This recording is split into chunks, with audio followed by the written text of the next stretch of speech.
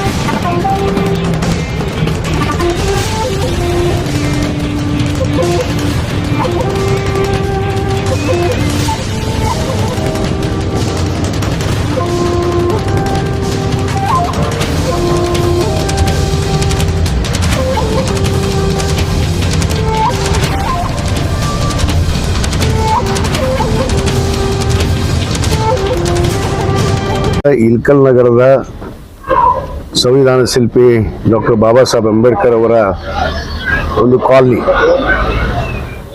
ಬಹುದಿನದ ಈ ಒಂದು ಬಡಾವಣೆ ಬಹುತೇಕ ಒಂದು 50-60 ವರ್ಷದ ಇರುವಂಥ ಈ ಬಡಾವಣೆ, ಇಲ್ಲಿ ವಾಸ ಮಾಡುವಂಥ ನಮ್ಮ ಪೌರ ಕಾರ್ಮಿಕರು, ನಮ್ಮ ನಗರಸಭೆಯಲ್ಲಿ ಇವತ್ತು ನಿರಂತರವಾಗಿ ಸೇವೆಯನ್ನು ಮಾಡ್ತಿರುವಂಥ ಪೌರ ಕಾರ್ಮಿಕರು ವಾಸುವಂಥ ಈ ಒಂದು ಸ್ಥಳ. ಈ ಒಂದು ಸ್ಥಳವನ್ನು ನಾನು 2023 ಶಾಸಕನಾದ ಮೇಲೆ ಮತ್ತೆ ಆಯ್ಕೆ ಆದಮೇಲೆ ಇವತ್ತು ನಾನು ಈ ಡಾಕ್ಟರ್ ಬಾಬಾ ಸಾಹೇಬ್ ಅಂಬೇಡ್ಕರ್ ಕಾಲನಿಯನ್ನು ನಾನು ದತ್ತಕ್ಕೆ ತೆಗೆದುಕೊಳ್ತೀನಿ ಅಂತೇಳಿ ನಾನು ಒಂದು ಡಾಕ್ಟರ್ ಬಾಬಾ ಸಾಹೇಬ್ ಅಂಬೇಡ್ಕರ್ ಅವರ ಜಯಂತಿಯ ಅಂಗವಾಗಿ ನಾನು ಒಂದು ಮಾತನ್ನು ಕೊಟ್ಟಿದ್ದೆ. ಆ ನಿಟ್ಟಿನಲ್ಲಿ ಈಗಾಗಲೇ ನಾವು ನಮ್ಮ ನಗರೋತ್ಥಾನ 4ನೇ ಹಂತದಲ್ಲಿ ಮತ್ತು ವಿವಿಧ SCP TSP ಅಡಿಯಲ್ಲಿ ಅನೇಕ ಅಭಿವೃದ್ಧಿ ಕಾಮಗಾರಿಯನ್ನು ನಾವು ಈಗಾಗಲೇ ಕೈಗೊಂಡಿದ್ದೇವೆ. ಇವತ್ತು ಸಾಂಕೇತಿಕವಾಗಿ ಮೊಟ್ಟ ಮೊದಲದ್ದು ಇಲ್ಲಿ CC ರಸ್ತೆ ಇರಲಿಲ್ಲ. ಆ CC ರಸ್ತೆಯನ್ನು ಇವತ್ತು ಏನು ನಗರೋತ್ಥಾನ 4ನೇ ಹಂತದಲ್ಲಿ ಈ CC ರಸ್ತೆಗಳನ್ನು ಕೈಗೊಂಡಿದ್ವಿ. ಆ CC ರಸ್ತೆಯನ್ನು ಸಂಪೂರ್ಣವಾಗಿ ಮುಗಿಯುವಂಥ ಕೆಲಸ ಆಗಿದೆ. ಮತ್ತು ಇಲ್ಲಿ ಇರುವಂಥ ಪೌರ ಕಾರ್ಮಿಕರಿಗೆ ಇವತ್ತು ಮನೆ ಕೂಡ ನಿರ್ಮಾಣ ಮಾಡಬೇಕು. ಯಾಕಂದರೆ ಸುಮಾರು 50 ವರ್ಷದಿಂದ ಅವರು ಇಲ್ಲೇ ವಾಸ ಮಾಡಿದ್ದಾರೆ, ಅವರ ಜೀವನವನ್ನು ಇಲ್ಲೇ ರೂಪಿಸ್ಕೊಂಡ್ಬಿಟ್ಟಿದ್ದಾರೆ. ಇವತ್ತು ಆ ನಿಟ್ಟಿನಲ್ಲಿ ಆ ಇರುವಂಥ ಪೌರ ಕಾರ್ಮಿಕರು ಯಾರಲ್ಲಿ ವಾಸ ಮಾಡ್ತಾರೆ ಅವ್ರಿಗೆಲ್ಲರಿಗೂ ಹಕ್ಕುಪತ್ರವನ್ನು ಕೊಟ್ಟು ಮನೆಯನ್ನು ಕಟ್ಟಿಕೊಡ್ಬೇಕು ಅನ್ನೋ ಒಂದು ಯೋಜನೆಯನ್ನು ಕೂಡ ನಾನು ಸರ್ಕಾರದ ಮುಂದೆ ಪ್ರಸ್ತಾವನೆಯನ್ನು ಇಟ್ಟಿದ್ದೇನೆ. ಮತ್ತು ಅದರ ಜೊತೆಗೆ ನಮ್ಮ ಡಾಕ್ಟರ್ ಬಾಬಾ ಸಾಹೇಬ್ ಅಂಬೇಡ್ಕರ್ ಸೇವಾ ಸಮಿತಿಯ ಒಂದು ಅಡಿಯಲ್ಲಿ ಒಂದು ನೂತನವಾಗಿ ಒಂದು ಏನು ಪತ್ತಿನ ಸಹಕಾರಿ ಸಂಘ, ಡಾಕ್ಟರ್ ಬಾಬಾ ಸಾಹೇಬ್ ಅಂಬೇಡ್ಕರ್ ಪತ್ತಿನ ಸಹಕಾರಿ ಸಂಘವನ್ನು ಕೂಡ ಇಲ್ಲಿ ಪ್ರಾರಂಭಿಸಿದ್ದಾರೆ. ನಮ್ಮ ಅದರ ಅಧ್ಯಕ್ಷರಾದಂಥ ಹಿರಿಯರು ನಮ್ಮ ಡಾಕ್ಟರ್ ಬಾಬಾ ಸಾಹೇಬ್ ಅಂಬೇಡ್ಕರ್ ಅವರ ಒಂದು ಸೇವಾ ಸಮಿತಿಯ ಅಧ್ಯಕ್ಷರಾದಂಥ ಶರಣಪ್ಪನ ಅಮ್ದಾಳ್ ಅವರ ನೇತೃತ್ವದಲ್ಲಿ ಮತ್ತು ಉಪಾಧ್ಯಕ್ಷರಾಗಿ ನಮ್ಮ ಯಮನೂರು ಚಲವಾದಿಯವರ ಒಂದು ನೇತೃತ್ವದಲ್ಲಿ ಇವತ್ತು ಆ ಒಂದು ಕಟ್ಟಡಕ್ಕೆ ಪತ್ತಿನ ಸಹಕಾರಿ ಸಂಘದ ಕಟ್ಟಡ ಭೂಮಿ ಪೂಜೆಯನ್ನು ಕೂಡ ಇವತ್ತು ನೆರವೇರಿಸಿದ್ದೇವೆ. ಒಟ್ಟಾರೆ ನಾವು ಏನು ಮಾತನ್ನು ಕೊಟ್ಟಿದ್ದೀವಿ ಆ ಮಾತನ್ನು ಉಳಿಸಿಕೊಳ್ಳುವಂಥ ಕೆಲಸ ಇವತ್ತು ಮಾಡ್ತಾ ಇದ್ದೀವಿ ಅನ್ನೋ ಮಾತನ್ನು ಭಾಳ ಸಂತೋಷದಿಂದ ನಾನು ಹೇಳಕ್ಕೆ ಇಚ್ಛೆ ಪಡ್ತೀನಿ. ಅದರ ಜೊತೆಗೆ ಹಲವಾರು ವರ್ಷಗಳಿಂದ ಏನು ಡಾಕ್ಟರ್ ಬಾಬಾ ಸಾಹೇಬ್ ಅಂಬೇಡ್ಕರ್ ಅವರು ಒಂದು ವೃತ್ತ ಇತ್ತು, ಅದು ಕೇವಲ ವೃತ್ತ ಹೆಸರಿಗಾಗಿ ಮಾಡಿ ಕೈ ಬಿಟ್ಟಿದ್ರು. ಬಹುತೇಕ ಆ ವೃತ್ತವನ್ನು ಕೂಡ ನಾವು ಈಗಾಗಲೇ ಸುಮಾರು 50ಕ್ಕೂ ಹೆಚ್ಚು ಲಕ್ಷ ರೂಪಾಯಿ ವೆಚ್ಚದಲ್ಲಿ ಈಗಾಗಲೇ ಆ ಒಂದು ಪಾರ್ಲಿಮೆಂಟ್ ಮಾದರಿಯಲ್ಲಿ ಆ ಒಂದು ವೃತ್ತವನ್ನು ಮಾಡಿ ಸುಮಾರು 22 ಲಕ್ಷ ರೂಪಾಯಿ ವೆಚ್ಚದ ಒಂದು ಕಂಚಿನ ಪುತ್ಳಿಯನ್ನು ಈಗಾಗಲೇ ನಾವು ಬಾಂಬೆದಲ್ಲಿ ನಮ್ಮ ಶರಣಪ್ಪನವರು, ಸುರೇಶ್ ಜಂಗ್ಲಿಯವರು, ನಮ್ಮ ಅಂಬು ಚಲವಾದಿಯವರು ಎಲ್ಲರೂ ಸೇರಿಕೊಂಡು ಒಂದು 22 ಲಕ್ಷ ರೂಪಾಯಿ ವೆಚ್ಚದ ಒಂದು ಕಂಚಿನ ಮೂರ್ತಿಯನ್ನು ಕೂಡ ಒಂದು ಅಲ್ಲಿ ಸ್ಥಾಪನೆ ಮಾಡಿ ಉದ್ಘಾಟನೆ ಮಾಡಬೇಕು ಅಂತೇಳಿ ನಾವು ನಿರ್ಧಾರ ಮಾಡಿದ್ವಿ.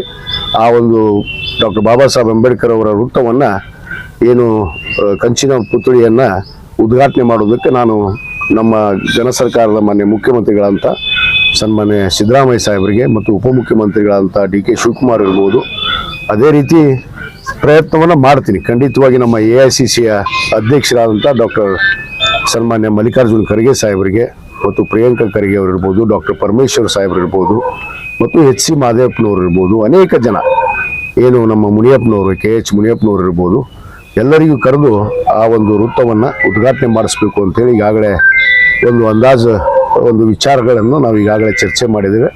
ಬಹುತೇಕ ಇನ್ನೊಂದು 2-3 ತಿಂಗಳಲ್ಲಿ ಆ ವೃತ್ತ ಮುಗಿಯೋ ಹಂತದಲ್ಲಿದೆ. ಅದು ಮುಗಿದ ತಕ್ಷಣ ಒಂದು ದೊಡ್ಡ ಸಭೆಯನ್ನು ಮಾಡಿ ಡಾಕ್ಟರ್ ಬಾಬಾ ಸಾಹೇಬ್ ಅಂಬೇಡ್ಕರ್ ಅವರ ಒಂದು ಕಂಚಿನ ಪುತ್ಲಿಯನ್ನು ಮಾನ್ಯ ಮುಖ್ಯಮಂತ್ರಿಗಳ ಕೈಲೇ ಇವತ್ತು ಉದ್ಘಾಟನೆ ಮಾಡಿಸ್ಬೇಕು ಎಂದು ಒಂದು ನಿರ್ಧಾರವನ್ನು ಕೂಡ ಕೈಗೊಂಡಿದ್ದೀವಿ ಅನ್ನೋ ಮಾತನ್ನು ಹೇಳಿ, ಇವತ್ತೇನು ನಾನು ಮಾತು ಕೊಟ್ಟಂತೆ ಡಾಕ್ಟರ್ ಬಾಬಾ ಸಾಹೇಬ್ ಅಂಬೇಡ್ಕರ್ ಕಾಲನಿಯನ್ನು ನಾನು ದತ್ತಕ್ಕೆ ತೆಗೆದುಕೊಳ್ತೀನಿ ಅಂತ ನಾನು ಮಾತು ಕೊಟ್ಟಿದ್ದೆ. ಅದೇ ರೀತಿ ಇವತ್ತು ಅಭಿವೃದ್ಧಿ ಕೆಲಸ ನಡೀತಾ ಇದೆ. ಬರೋ ದಿನಗಳಲ್ಲಿ ಪೌರ ಕಾರ್ಮಿಕರಿಗೆ ಮನೆ ಮಾಡುವಂಥದ್ದಿರ್ಬೋದು, ಇನ್ನೂ ಅನೇಕ ಮೂಲಭೂತ ಸೌಕರ್ಯಗಳನ್ನು ಇದಾವೆ. ಇಲ್ಲಿ ಸ್ಲಮ್ ಇದೆ ಆಜುಬಾಜು. ಇವತ್ತು ತಡೆಗೋಡೆಯನ್ನು ಕಟ್ಟಬೇಕಾಗಿದೆ ನಮ್ಮ ಹಳ್ಳಕ್ಕೆ, ಯಾಕಂದರೆ ಅಲ್ಲಿರುವಂತಹ ಸ್ಲಮ್ಗಳಿಗೆ ತೊಂದರೆ ಆಗ್ತಾ ಇದೆ. ಆ ತಡೆಗೋಡೆ ಕಟ್ಟುವಂಥದ್ದು ಮತ್ತು ಹೊಸದಾಗಿ ಒಂದು ಬ್ರಿಡ್ಜನ್ನು ಕೂಡ ಏನು ನಮ್ಮ APMC ಯಂತ್ರ ನಮ್ಮ ಈ ಕಡೆ ಜೋಸಿಗಲ್ಲಿಗೆ ಬರುವಂಥ ಸಂಚಾರಕರಿಗೆ ಅನುಕೂಲ ಆಗಲಿ ಅಂತೇಳಿ ಅಲ್ಲಿ ಒಂದು 5 ಕೋಟಿ ರೂಪಾಯಿ, ಈಗಾಗಲೇ ಒಂದು 5 ಕೋಟಿ ರೂಪಾಯಿ ವೆಚ್ಚದ ಒಂದು ಬ್ರಿಡ್ಜನ್ನು ನಾವು ಪ್ರಾರಂಭ ಮಾಡಿದ್ದೀವಿ.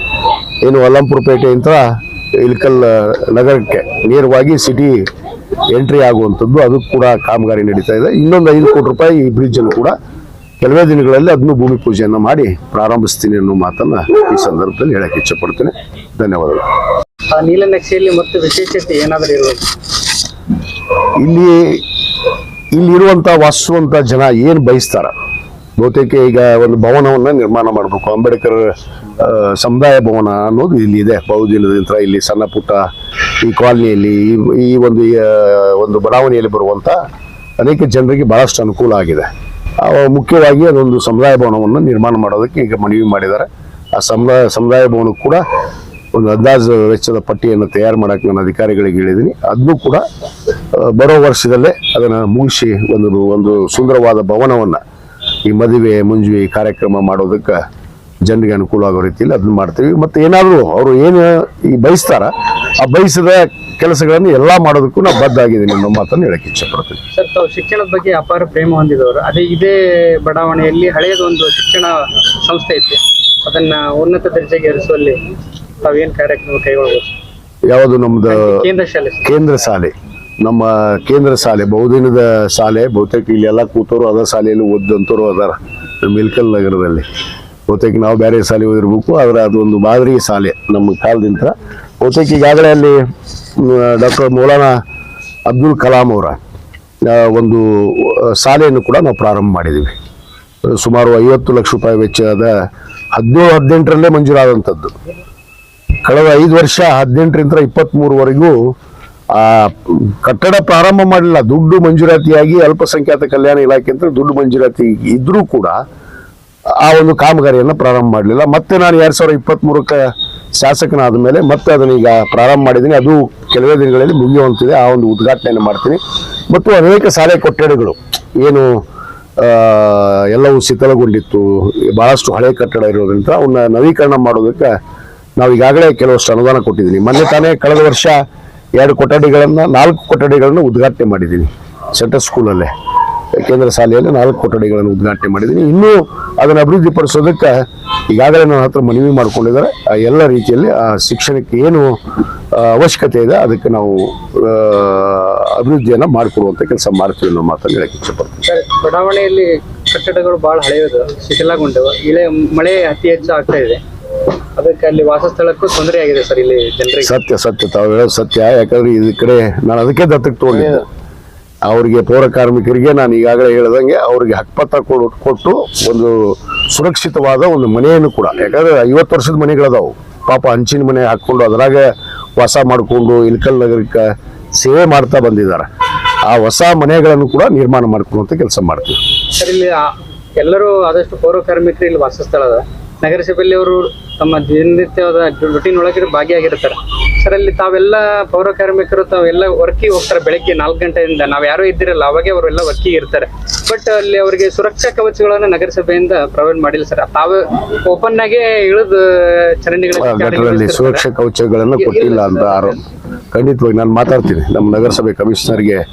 ಅದು ಮಾತಾಡಿ ಅವ್ರಿಗೆ ಏನು ಸುರಕ್ಷಿತ ಕವಚ ಕೊಡಬೇಕು, ಅವ್ರಿಗೆ ಏನು ರಕ್ಷಣೆ ಆಗೋ ದೃಷ್ಟಿಯಲ್ಲಿ ಏನೇನು ಮಾಡಿಲ್ಲ ಸರ್. ಹೌದು, ಬಹುತೇಕ ಅದನ್ನ ನನ್ನ ಕಮಿಷನರ್ ಜೊತೆ ಮಾತಾಡಿ ಅದನ್ನು ಕೂಡ ಅವರಿಗೆ ಒದಗಿಸುವಂತ ಕೆಲಸ ಮಾಡ್ತೀನಿ. Thank you. Thank you.